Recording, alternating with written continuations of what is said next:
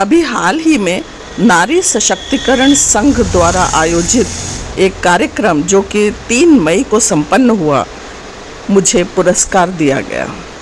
इसके संस्थापक हैं श्री राजकुमार धाकड़ जी।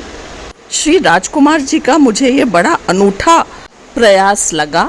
इसके तहत वो सोशल मीडिया से अपना कंटेंट उठाते हैं और उन लोगों को ढूंढते हैं जो कुछ अलग कर रहे हैं और जिन स्त्रियों में अलग सी प्रतिभा है। पिछले 4-5 वर्षों से वो इस कार्य में कार्यरत हैं और बहुत ही तल्लीनता से इस काम को अंजाम देते हैं। ऑनलाइन जरिए कोई टेलीफोनिक कोई सुविधा तो है, पर लेकिन फेसबुक के माध्यम से ही और सोशल मीडिया के माध्यम से ही ऐसी बहनों को ढूंढने का काम किया और उनको ढूंढ करके पूरे देश के अंदर सभी स्टेटों में माँ बहनों को बुला करके उनका सम्मान करने का काम करते हैं। ऐसे राजकुमार धाकड़ वो आए और इस कार्यक्रम को आगे बढ़ाएं।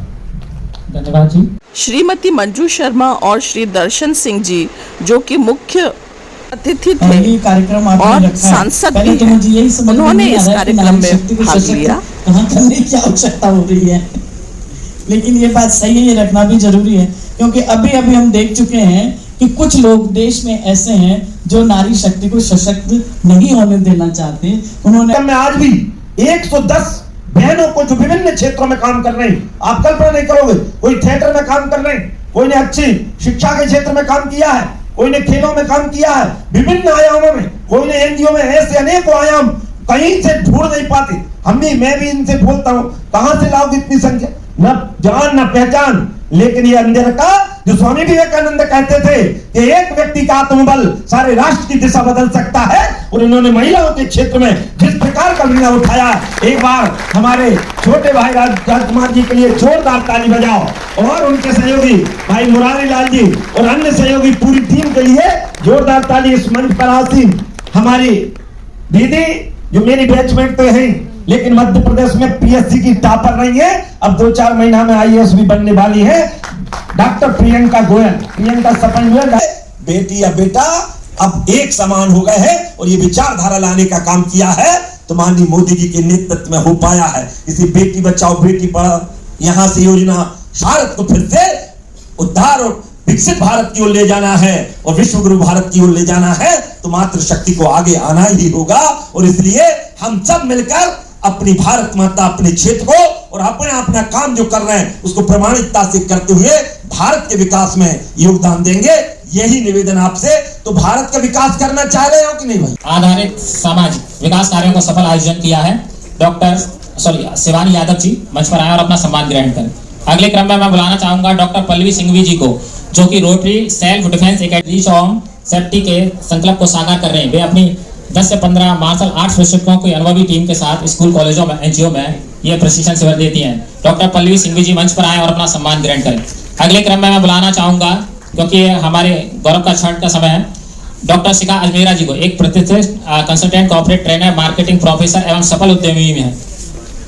उनका व्यक्तित्व वर्तमान में आप राजस्थान विश्वविद्यालय, क्या डॉक्टर नीलम पूना जी हमारे बीच हैं? जी मंच पर आए और अपना सम्मान ग्रहण करें। अगले क्रम में मैं गजल मिश्रा जी को बुलाना चाहूंगा।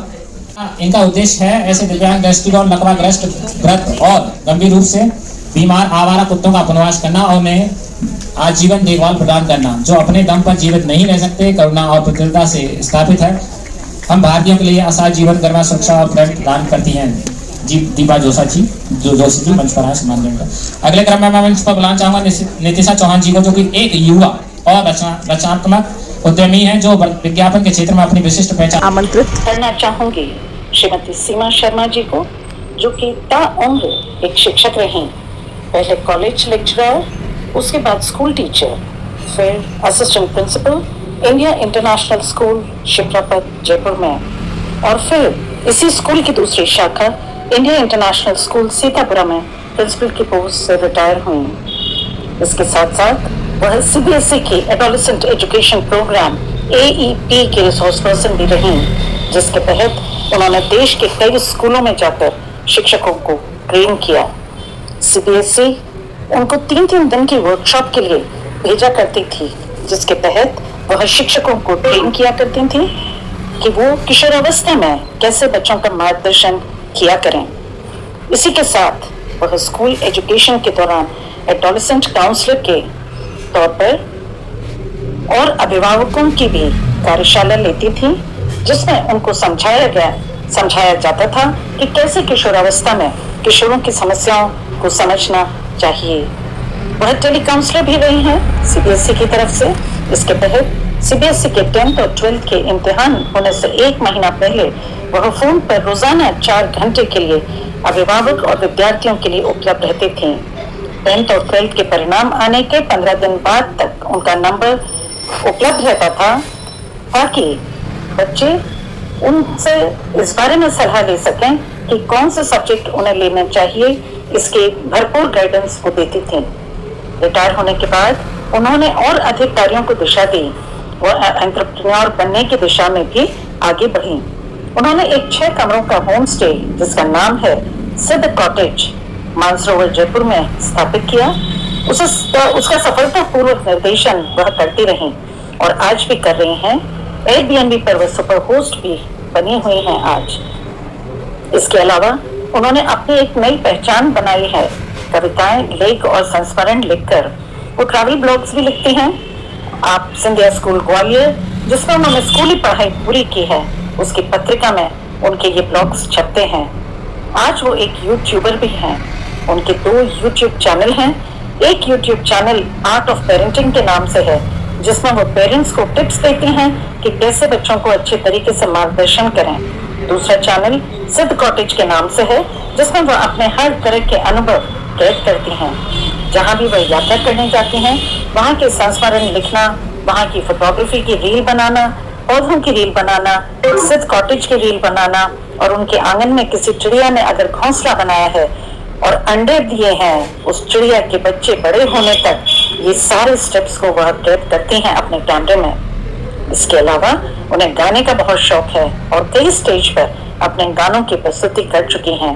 कई गानों के ग्रुप से भी उनका जुड़ाव है, जैसे तराना वाइब्स ग्रुप और धर्मवीर भाटिया और रागिनी भाटिया का हम दोनों ग्रुप। उनको स्ट्रे डॉग्स से बहुत प्यार है और स्ट्रे डॉग्स को वह रोजाना शाम को खाना खिलाती हैं, उनका ख्याल भी रखती हैं। उन्होंने हेल्प एंड सफरिंग से जुड़कर कई स्ट्रे डॉग्स की नसबंदी भी करवाई है और फीमेल डॉग्स को स्टेरिलाइज भी करवाया है। जरूरत पड़ने पर स्ट्रे डॉग्स का इलाज भी करवाती हैं। आप मंच पर पधारें और सम्मान ग्रहण करें। श्रीमती सीमा शर्मा।